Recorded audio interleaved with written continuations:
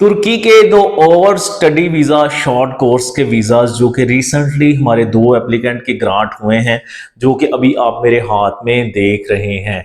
ये visas recently grant हुए हैं। प्रोसेसिंग टाइम इनका 1 माह रहा है और इसके लिए जो डॉक्यूमेंट हमें रिक्वायर्ड हुए, जितना अब प्रोसेसिंग टाइम लगा, जो फीस जमा करवाई, जो जो डॉक्यूमेंट बनाने में टाइम लगा, सारा कुछ इस वीडियो में आपको बताऊंगा। क्योंकि अब देखा ये गया है कि टूरिस्ट वीज़ा से कंपैरेटिवली शॉर्ट लैंग्वेज कोर्स का वीज़ा बआसानी लग जाता है, क्योंकि ये वीज़ा आपको फ्रेश पासपोर्ट पर भी ग्रांट हो जाता है। तो अगर आप भी ट्रैवल हिस्ट्री के बगैर तुर्की का वीज़ा अप्लाई करना चाहते हैं, जिस तरह इन दो एप्लीकेंट्स ने वीज़ा अप्लाई किया और इन दोनों का वीज़ा ग्रांट हो गया है, आप भी इस तरह से वीज़ा हासिल कर सकते हैं। इस पूरी वीडियो को देखकर डॉक्यूमेंट्स अरेंज करके और फिर हमसे कॉन्टैक्ट करके आप अपना वीज़ा एप्लीकेशन सबमिट करवाएंगे और ज़रूर हम कोशिश करेंगे 100% कि आपका वीज़ा जो है वो इन दोनों एप्लीकेंट की तरह जो है वो ग्रांट हो और बआसानी आप तुर्की ट्रैवल भी कर सकें। सेकेंडली, आज हम इस बात पर भी बात करेंगे कि टूरिस्ट वीज़ा से कंपैरेटिवली जो स्टडी वीज़ा है उसमें टीआरसी किस तरह से मिलती है और क्या उसका प्रोसीजर होता है। तो चलिए बगैर देरी किए इस वीडियो को शुरू करते हैं।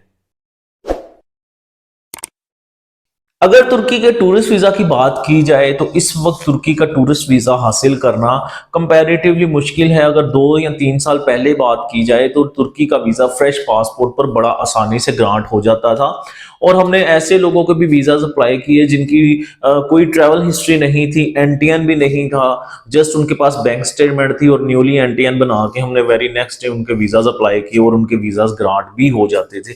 लेकिन अब वो सिचुएशन नहीं है। अब तुर्की का वीज़ा जो है लेना कंपैरेटिवली मुश्किल हो गया है। इवन के जो लोग पहले तुर्की जा चुके हैं उनका भी अगर तुर्की का दोबारा वीज़ा अप्लाई करें तो बाज़ उनका भी वीज़ा रिजेक्ट हो जाता है। हम इसकी वजूहात की बात नहीं करेंगे, ये वीडियो में पहले ही बता चुका हूँ कि अब तुर्की का वीज़ा क्यों नहीं आसानी से लग रहा। बहरहाल आज हम बात करेंगे तुर्की के शॉर्ट कोर्स के स्टडी वीज़ा के बारे में, जो कि वीज़ाज दोनों मेरे हाथ में है।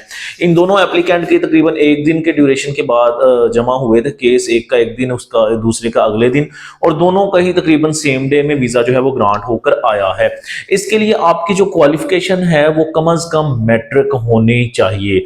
अमूमन ये देखा गया है कि अगर आपने कहीं हायर एजुकेशन के लिए जाना है तो आपका एफए होना चाहिए, लेकिन इसमें चूंकि शॉर्ट कोर्स है तो शॉर्ट कोर्स के लिए आप अप्लाई कर सकते हैं, अपना मैट्रिक के बाद भी अप्लाई कर सकते हैं।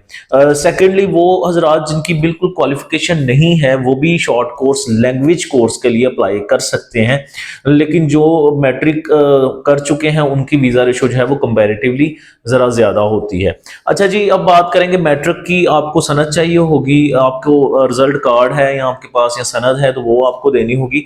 सेकेंडली, अगर आपके पास बैंक स्टेटमेंट नहीं है तो कोई ऐसा मसला नहीं, आप अपने ब्लड रिलेटिव में से, बहन भाई में से या पेरेंट्स में से किसी की भी बैंक स्टेटमेंट जो है वो लगा सकते हैं। तो इसमें ये भी मसला नहीं है कि अगर किसी के एप्लीकेंट के पास बैंक स्टेटमेंट नहीं है तो ये मसला भी आपको सॉर्ट आउट हो जाएगा। सेकेंडली, अगर आपके पास ट्रैवल हिस्ट्री नहीं है तो इस दोनों एप्लीकेंट का जो है वो वीज़ा, इसमें से एक भाई की सिर्फ ईरान की ट्रैवल हिस्ट्री थी और एक की बिल्कुल ट्रैवल हिस्ट्री नहीं थी और इनकी भी जो उम्र है वो तकरीबन 19 साल थी और उसी 19 साल की बेसिस पे और स्टडी की बेसिस पे इनका शॉर्ट कोर्स लैंग्वेज का वीज़ा जो है वो ग्रांट हो गया है।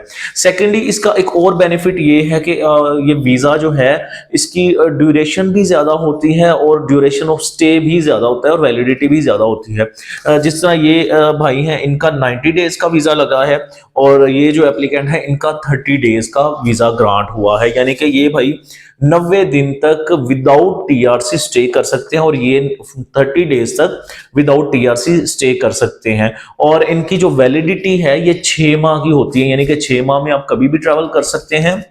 सेकेंडली, आपका स्टे भी ज्यादा होता है। अगर टूरिस्ट वीजा की बात की जाए तो उसमें डेफिनेटली टूर प्लान के हिसाब से वीजा मिलता है, 10 दिन का, 15 दिन का या मैक्सिमम 30 डेज का।